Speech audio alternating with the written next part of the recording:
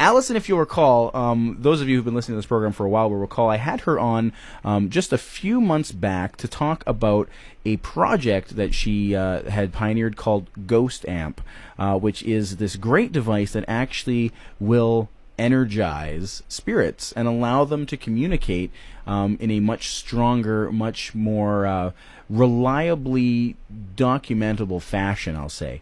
Because some of the times that you and the P.A.S.T paranormal team have used this device, Alyson, you've been able to capture some incredible evidence.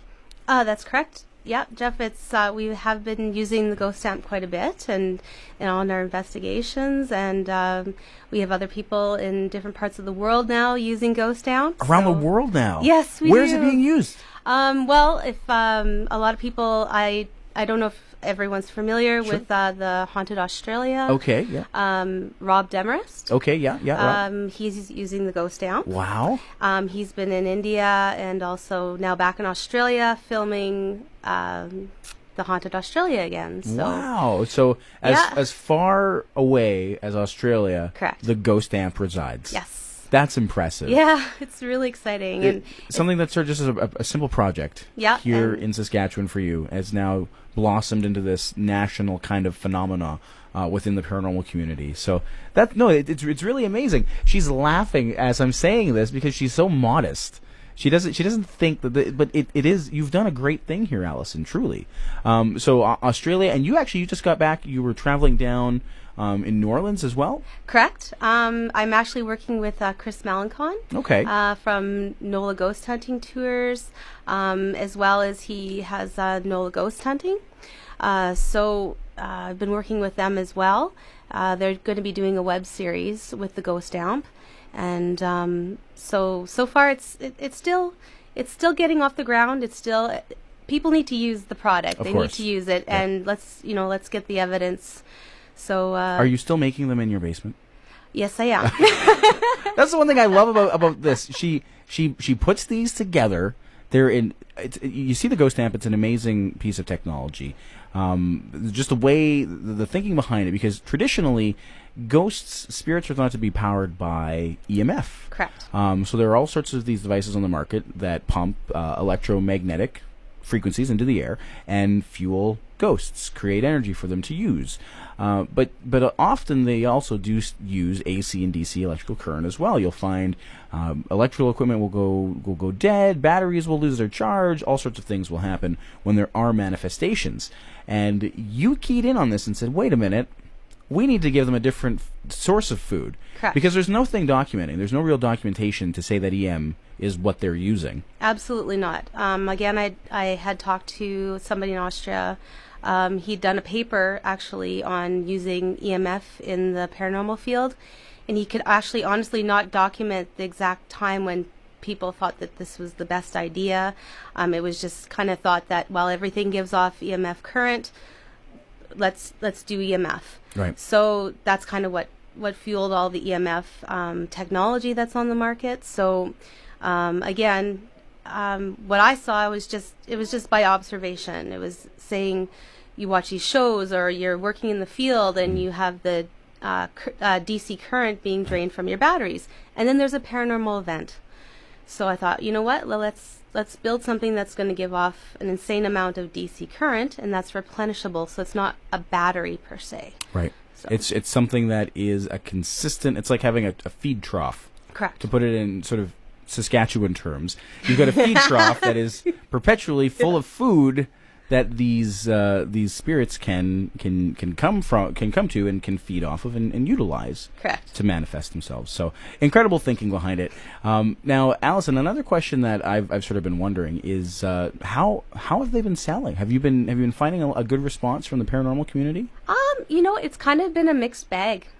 Some people, don't take it seriously, and there's some people who are just truists that EMF is the only way to go, and okay, well, if that's what you think, then that's what you think. That's fair. Exactly. To me, it's like, well, let's I actually, to bring up Chris Malencon again from New Orleans, he's big into tech, tech guy, and so it was really awesome to get on with him, because he also said, I will keep using my REM pod. I'll keep using the EMF feeders, as well as using Ghost Amp as a DC feeder. Like, why not use it all? Yeah, of course. Use everything that's available to you. Every tool in the bag. Correct. I've used the M pumps and I've used Ghost Amp, and I have no evidence that one works better than the other, to be completely fair and honest. And if people out there, if people listening to this program who are paranormal enthusiasts are saying, well, EM is the way to go, EM.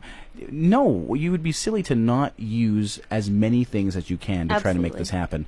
Alyson, I've got some questions for you, not concerning Ghost Amp, just after the break. Okay. But I want to talk to you about some of the things that have been sort of going through the paranormal world recently, and get some of your insight, get some sort of outside perspective on those. You willing to stick around for a few more minutes? Absolutely. Okay, great. We're speaking with Alyson Ford of ghostamp.ca. This is Jeff Richards Paranormal, only on NewsTalk 980 CJME and NewsTalk 650 CKOM.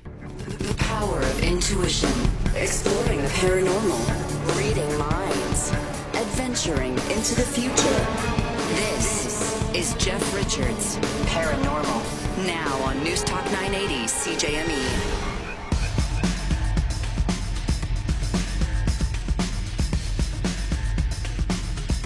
Welcome back to the program. We are live in studio with Alyson Ford of ghostamp.ca, and I'm about to put her on the hot seat.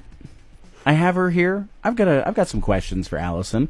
We're gonna get inside Alyson's mind for a few minutes here on this segment. She looks terrified right now, by the way. If you could see her, you should probably be terrified. Sorry. Oh, no. Okay. Now I am a little terrified.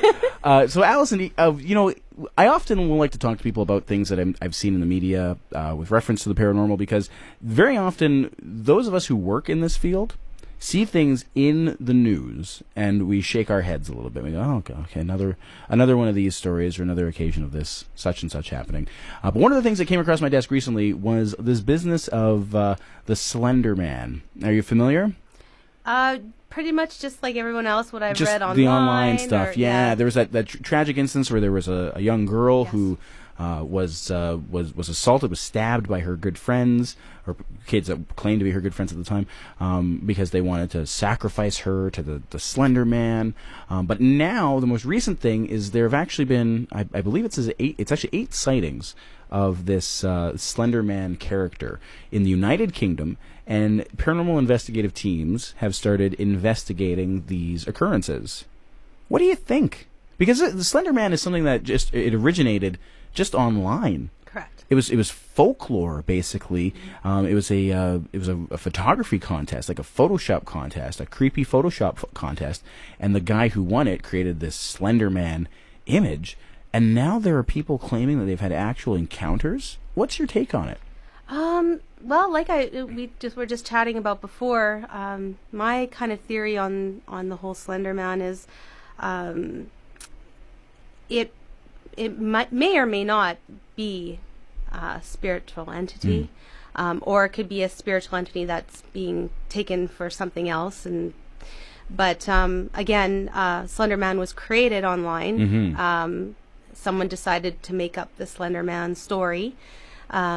And I kind of likened it to like an H.P. Lovecraft novel, where the deity that was created was Cthulhu.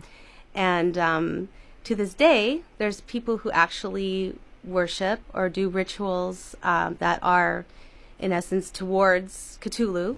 Wow. They've hitched their wagon Correct. to this idea, this fictional idea, basically. Correct. And to them, they believe that this is a real deity. Again, people are believing that Slender Man is a real entity of some type. So why do you think people are seeing him, though? Like, what is it that's making it appear to people? Do you think they're manifesting this from their own minds? I think I kind of agree with you, because I've seen instances where we have cases where people believe that they're haunted, and they're haunted. Absolutely. They have manifestations, things happening in their homes, because they believe so deeply that they have it, that they almost sort of create this scenario, and whether it's expression of energy from within. We had Lloyd Auerbach, an expert in poltergeist phenomena, on just a few months ago, and he said that the majority of haunting cases are actually people creating this internally. It's not that they're faking it, No. but they are expelling energy that is creating this phenomenon. Correct. I mean, everyone's mind, it's a really powerful tool. And I guess if you get into the metaphysical world, talk to people who practice magic, when you use emotion behind something, that's what makes it the most powerful, is using emotion, whether it's fear, Of course. or whether it's love or gratitude. But I mean, fear ranks up there pretty high. If you're afraid of something, you are sending out a lot of energy. Absolutely. And again, what could it manifest? Yeah. Or, I mean, there's also the theory that this is some type of could be demonic entity of some type. That's just taking on this shape. That's taking on the taking role on the Slender Man of the Slender Man role. Yeah. And using the fuel from this people's fears to manifest Because itself. it knows what people are afraid of, and they know that Absolutely. they're afraid of this Slender Man, which they call different things in different parts of the world, by the way. It's not always referred to as the Slender Man. Sometimes he's referred to as the Dark Man. He's often referred to as the Branch Man, or just the Tall Man. So everywhere you are in the world, there's this figure, this sort of dark figure. Interestingly enough, one thing that I sort of tie to this, I've had people contact me with instances where they have a dark man that stands at the foot of their bed wearing a hat. The man in the hat that just sort of stares at them. And this phenomena first came to my attention about 2 years ago, and I was speaking with some people online who had sent me their accounts, and it turns out my sister-in-law had the exact same phenomena happen to her, and she starts talking about it.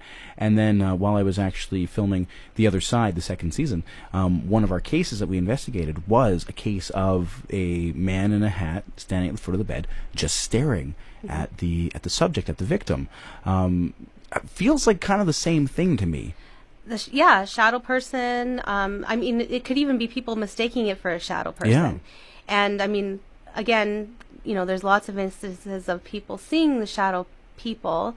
And also, I think, well, if it is a shadow person, it's a good chance sometimes he could be wearing a hat in multiple cases. It might not be the same shadow man that's visiting every person, but it could be a ghost or a spirit or a shadow person or what. But I'd for once like to hear a sort of a shadow man wearing like a funny hat, like a beanie, or like the mouse ears, Disneyland. I'm a big Disney fan, so I'd love that. I'd love a shadow man wearing Mickey Mouse ears. But you never hear this. It's always like a top hat. Well, I'm making fun of the shadow man. Yeah, you know what? I'm going to try. I'm going to try to manifest that tonight. Absolutely. So, Alyson, another question I wanted to ask you just quickly, because we don't have a lot of time left, but here's what I want to know. What's the scariest thing that's ever happened to Alyson Ford with reference to the paranormal? Oh, boy. What instance can you bring right now from your mind that scared you the most? That is a really good question, and it, honestly, in the moment, it wasn't so much fear. I was just kind of maybe startled in the moment, but again, I was just really intrigued. So I can't really say I was really afraid of it, I guess, in a sense. So I'm sorry, I can't really. That's say. Okay. But most of the time, it's if something had happened to me paranormal, it startled me. And then the questions start to go through my head, and I try to debunk it right away, or I try to figure it out. But no, nothing that's really made me terrified. There's nothing that scares Alyson Ford. That's not correct. There's nothing with reference to spirits. Hey, the snow bomb last night took me like 2 hours to get out of my yard today. That's scarier than some ghost encounters I've had. I look at a shovel and I shake myself. Right now. This is Paranormal. My name is Jeff Richards. Alyson, thank you so much for joining us in studio this evening. Thank you. As always, it's been a pleasure. And all the best with Ghost Amp in the future. If people want to find out more, they can go to ghostamp.ca. You have units ready and available for sale presently? Yes, we do. And also on the Facebook, Ghost Amp. I'm on there quite regularly if you have any questions. And also follow P.A.S.T. Yes. On Facebook as well. P.A.S.T. Sask. If you just type in Facebook and search P.A.S.T. Sask, it'll come up. And I'm working quite intimately with them with all their investigations. There's actually probably big news coming out next week, so we can't really fantastic. Good. Yeah, we can't really drop the bomb right now, but if you stay tuned to the Facebook site, everything will, hopefully be revealed next week. Great. So yeah, if you Good. Well, thank you once again so much for coming on, and again, best of luck with Ghost Amp. It's a fantastic product. Check out ghostamp.ca. This is Paranormal. You're listening to NewsTalk 980 CJME and NewsTalk 650 CKOM.